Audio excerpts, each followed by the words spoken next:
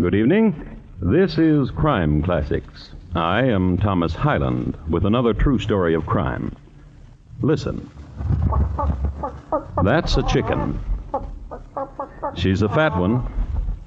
She's doing practically all the things a chicken can do. And besides all this cleverness, she's about to perform her primary function. She's going to be a dinner. The lady who carries the bird in her left hand is named Abby Durfee Borden, stepmother to Emma and Lizzie Borden. Mrs. Borden weighs over 200 pounds. The curved-handled axe she holds in her right hand is her favorite when she goes out amongst the chickens. Her favorite because with it she does such a neat job, which is more than I can say for the person who murdered Mrs. Borden and her husband, Mr. Borden. So tonight, my report to you on the bloody, bloody banks of Fall River. Crime Classics, a new series of true crime stories from the records and newspapers of every land, from every time. Your host each week, Mr. Thomas Hyland, connoisseur of crime, student of violence, and teller of murders. Now, once again, Mr. Thomas Hyland.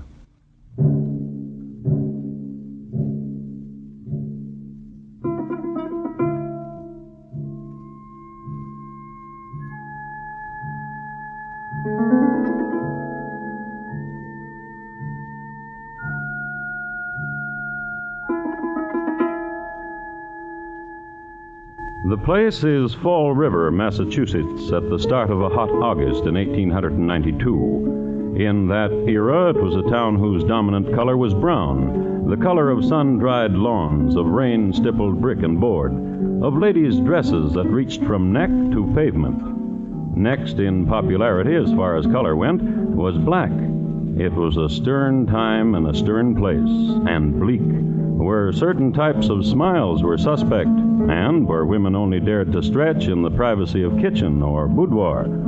It was a time, too, when 18 was the age of marriage, and a single woman of 32 had to find surcease in this way: breaking saloons' windows, knitting, secretly tearing from the newspaper the latest picture of John L. Sullivan, also Jim Corbett, who was rumored to be more of a gentleman, or this way.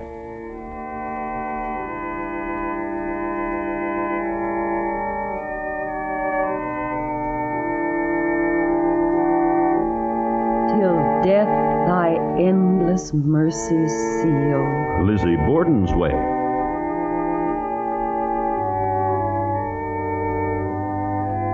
And make the sacrifice complete.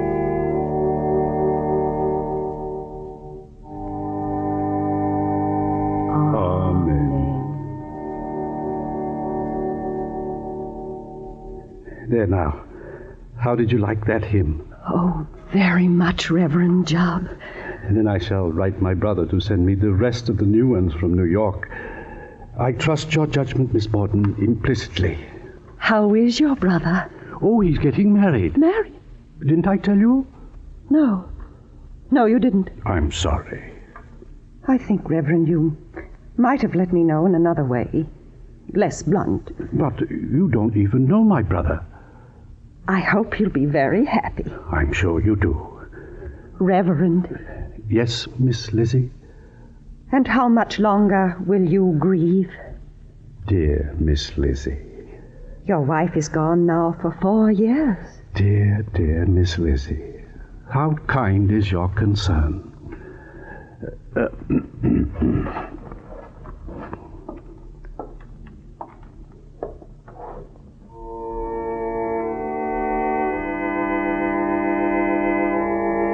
Still let me prove thy perfect will.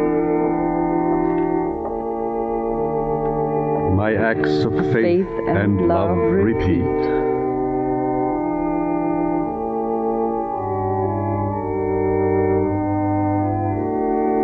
Till death thy endless mercy seal.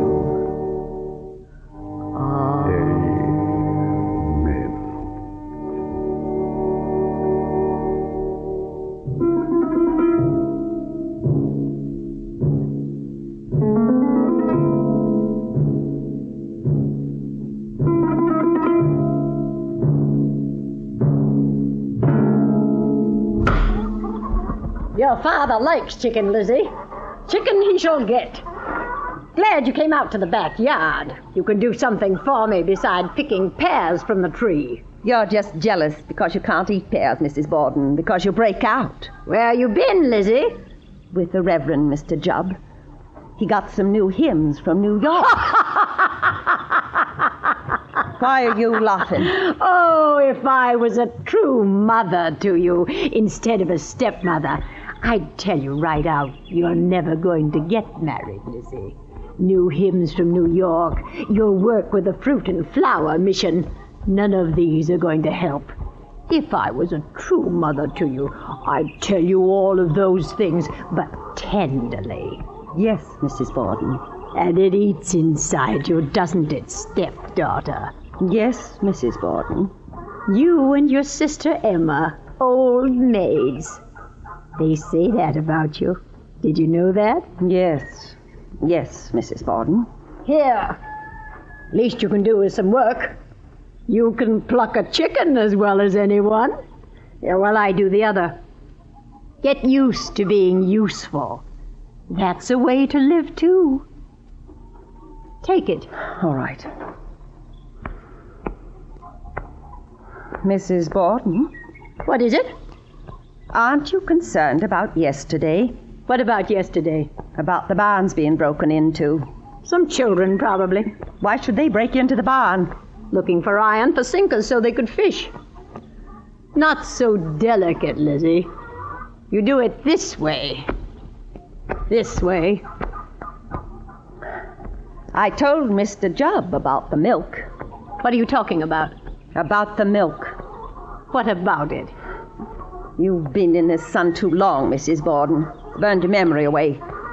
About the milk. It's being poisoned. Poisoned? Why else do you think everyone in the family got sick day before yesterday? You didn't. I don't drink milk. And the barn's being ransacked. There's someone who wants to do us harm. Make your fancies, stepdaughter. Someone who hates my father. Your father said a man at the bank had cursed him. Father said he'd seen the man loitering about. Oh, now we've come to it, haven't we? What? Now we've brought the conversation around. What? Your father. Tell you something. He doesn't care for you. He doesn't care for you at all. He loves me. Not at all. What's the matter? Blood. All over my hands. Blood. Ooh. Chicken blood. It'll wash off. That's the trouble with you, Lizzie. You shudder your way through. What did you do that for? What did you smear that blood on my face for? To see how you look, Mrs. Borden.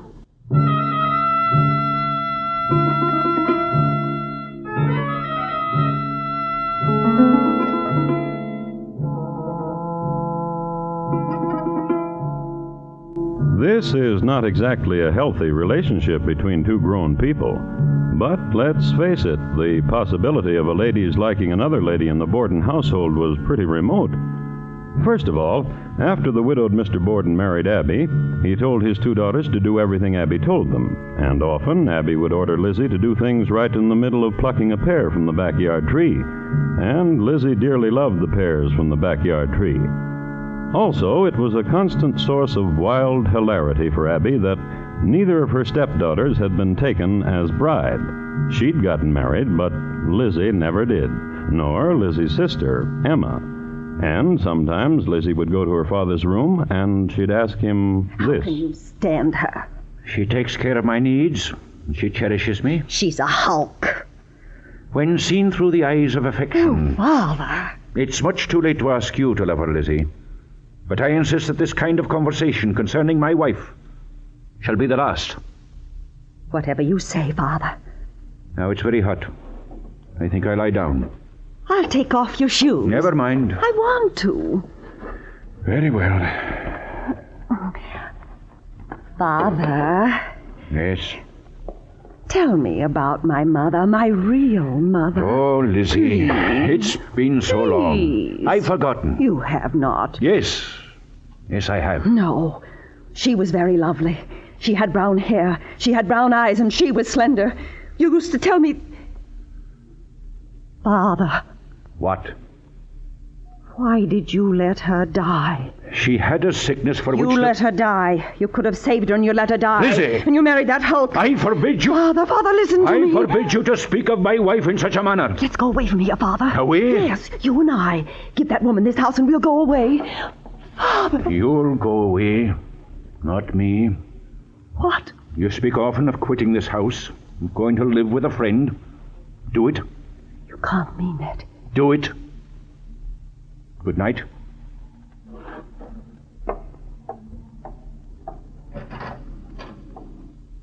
Father,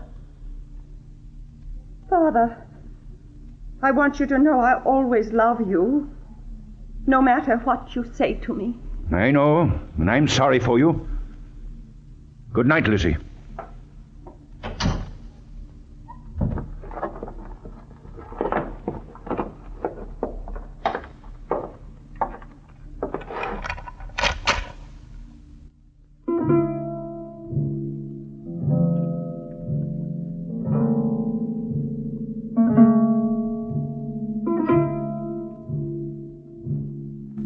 It was the night of August 3rd in the year 1892. A stifling night, humid, sleepless, and filled with drone. A million small sounds, continuous and insistent, made up of insects and dry grass and moist night clothes against moist bedding. And in the middle room of the second floor of number 92 2nd Street, Lizzie Borden walked. And walked, and grew warmer, and walked.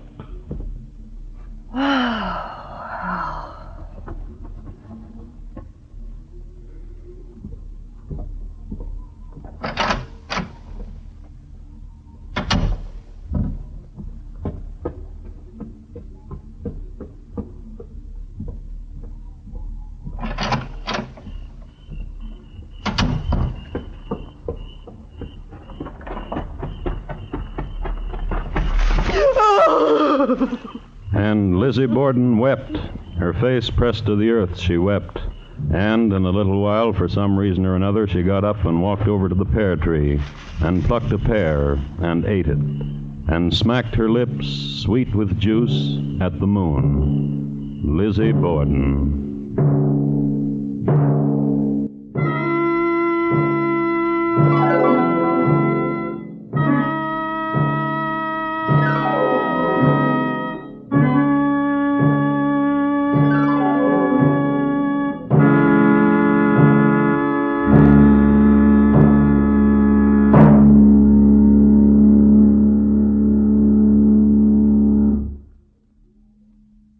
You are listening to Crime Classics and your host, Thomas Hyland. And now, once again, Thomas Hyland in the second act of Crime Classics and his report to you on the bloody, bloody banks of Fall River.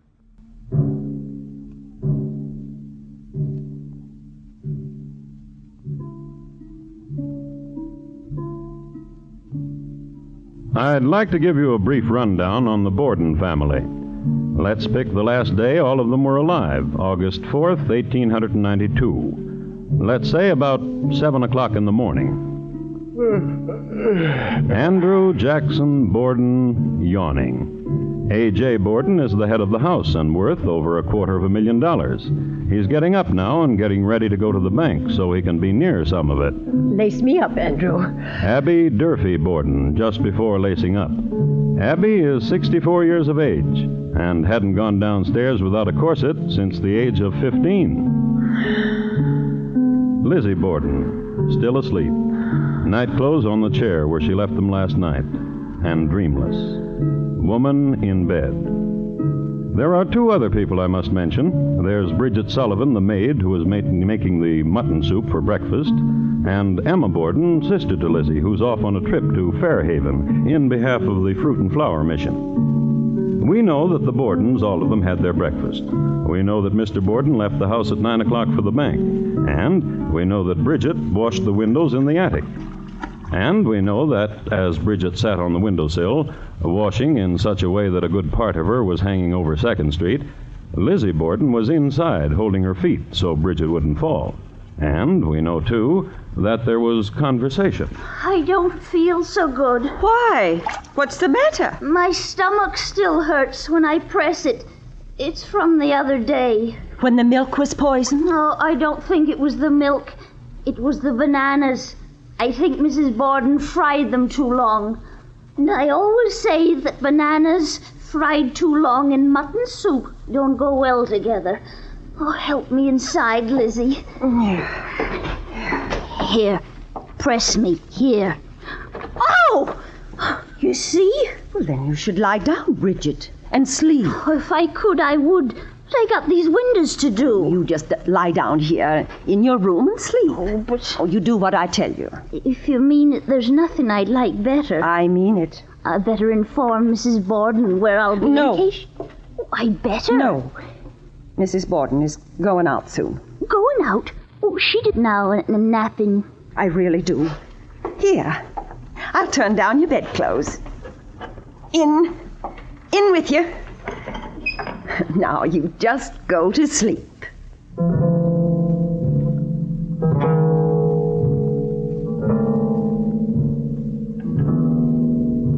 Saying that to Bridget, You go right to sleep. saying a thing like that was like putting chloroform under Bridget's nose. She was a snoozer, that one. When she worked, but get her on a feather bed, good night all, off she went. Lizzie tucked her in and watched over her for a few minutes, and then Lizzie went downstairs and into the guest room. Hello, Mrs. Borden. What do you want, Lizzie? I thought you'd gone out. What made you think that? I just thought so. And now what do you want? What are you doing in this room, Mrs. Borden? And why shouldn't I be here? Well, Bridget could make up the guest room. You don't have You to... know very well Bridget is not allowed to clean any of the rooms on the 2nd floor. Oh, yes, But Father's coming home. That's strange. The side door's locked. He can't get in. It's never locked this time of day. Howdy! Just a minute. Haven't you got a key? Why is the side door locked? I don't know. Haven't you got a key? No. Come down and open the door. Try the front one. All right. Wait a minute.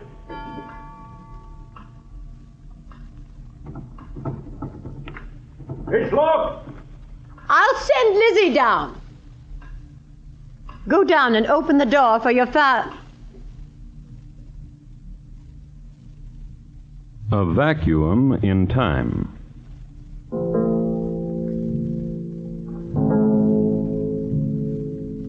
Here is where truth ends and knowledge. On August the 4th, 1892, at number 92 2nd Street in the town of Fall River, Massachusetts, the time between 10 and 11:15 a.m. is lost. Lost, that's the only word for it. Wrenched somehow out of the rest of time and lost. And started again when that happened.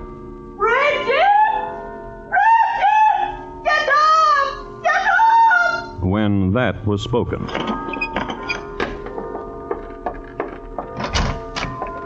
Did you call me, Miss Lizzie? Come downstairs, quickly!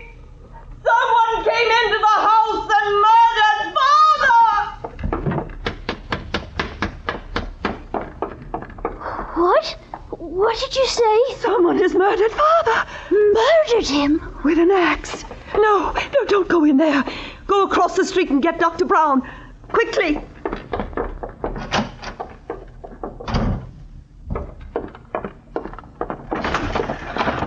Mrs. Churchill! Mrs. Churchill! Please, come over. Someone has hit Father with an axe and killed him. Come in through the front door. It's open.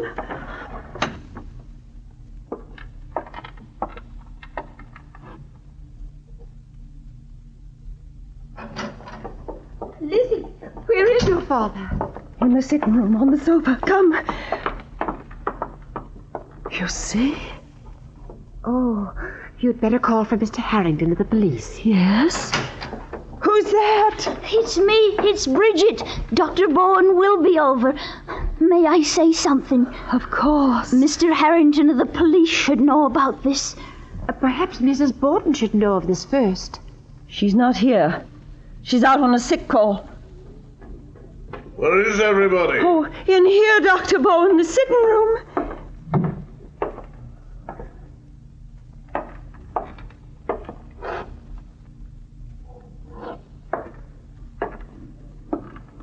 Your father is quite dead, my dear.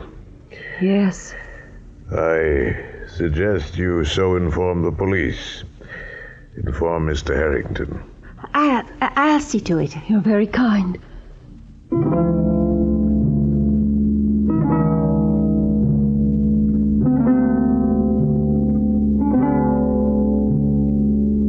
This next will be pretty hard to take, but you just have to believe it. I've got the records right here to prove it.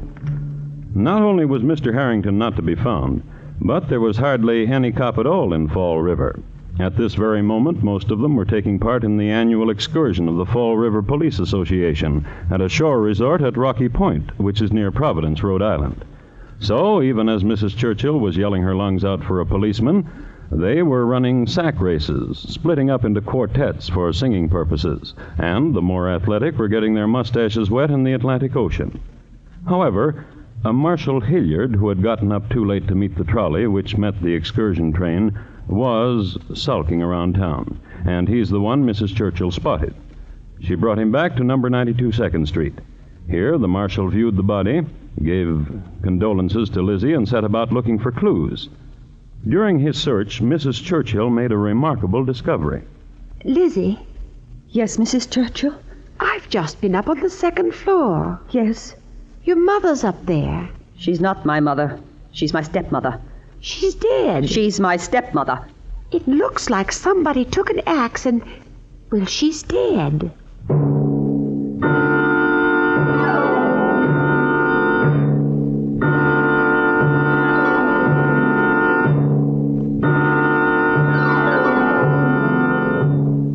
It was quite a troop who went upstairs to look in on Mrs. Abby Borden. There was Lizzie and Bridget and Marshal Hilliard. Then there was Mrs. Russell and Mrs. Bowen and several other ladies who happened in off the street. Then there was Dr. Bowen, and in a little while the Reverend Mr. Jubb happened in. The latter was the kindest of all to Lizzie. Finally, toward dusk, Mr. Harrington did appear, sun-tanned and sandy, and with both his striped bathing suits folded neatly in a strong brown paper. He took charge, and he asked Lizzie where her sister was. In Fairhaven, doing work for the Fruit and Flower Mission. Had her sister been there at the time her mother was murdered? She's not my mother. She's my stepmother. Very well, but where were you, Lizzie Borden? In the barn, getting a piece of iron. For what? Sinkers for my fishing. The whole morning? And in the garden. How did you happen to find your father dead? I was bringing him a pear. And the doctor? I would say your father was killed an hour and a half after your mother. What about that, Lizzie Borden? She's not my mother. She's my stepmother. Who do you think killed them then? The same man who poisoned the milk. The same man who broke into the barn. The same man who my father saw loitering. Don't you think it strange that Bridget was asleep and your sister out of town and you out in the garden, all of you out of the way for 1 hour and a half while your parents are murdered? Mrs. Borden cannot rightly be called a parent of mine. And these were the questions asked, and these the answers. Harrington asked them, the coroner asked them, the prosecuting attorney asked them. Yes, indeed, Lizzie was tried for murder, so there was a prosecuting attorney, and he asked them.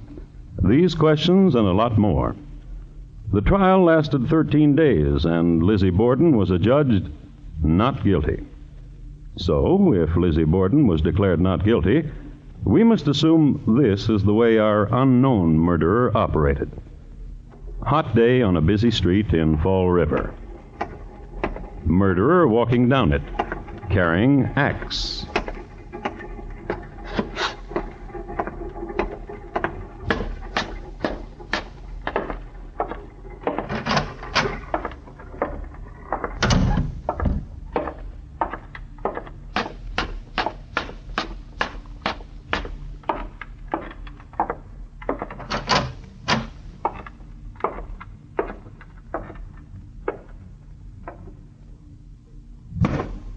Mrs. Borden disposed of. Wait 1 hour and a half. Then...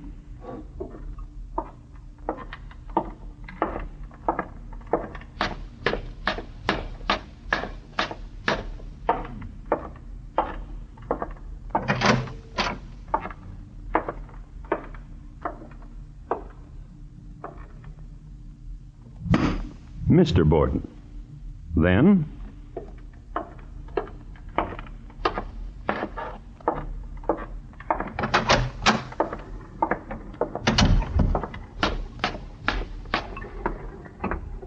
And there he goes, murderer covered with blood, carrying a bloody axe, and no one noticed him. Or they'd go yelling for Mr. Harrington. No one did. So the murderer was never found. And Lizzie? She never married. She embraced other things.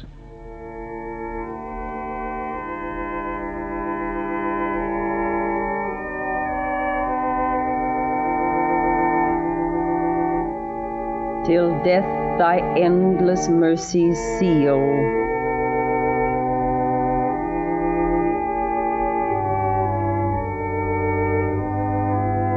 And make the sacrifice complete.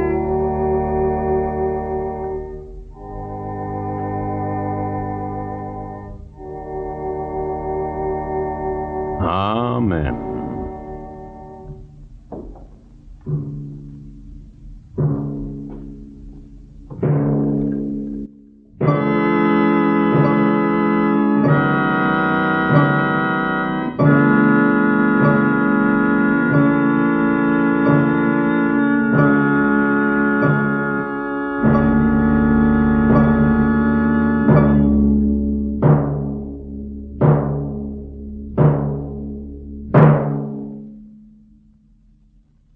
In just a moment, Thomas Hyland will tell you about our next crime classic.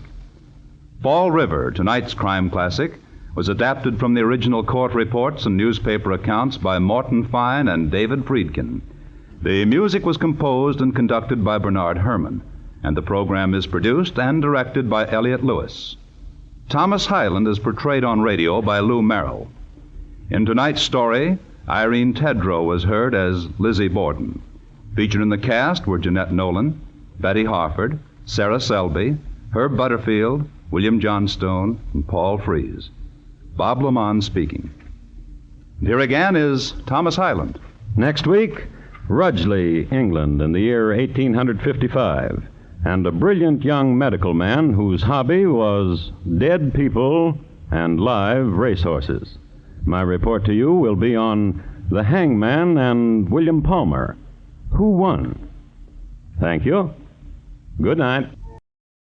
On the CBS Radio Network.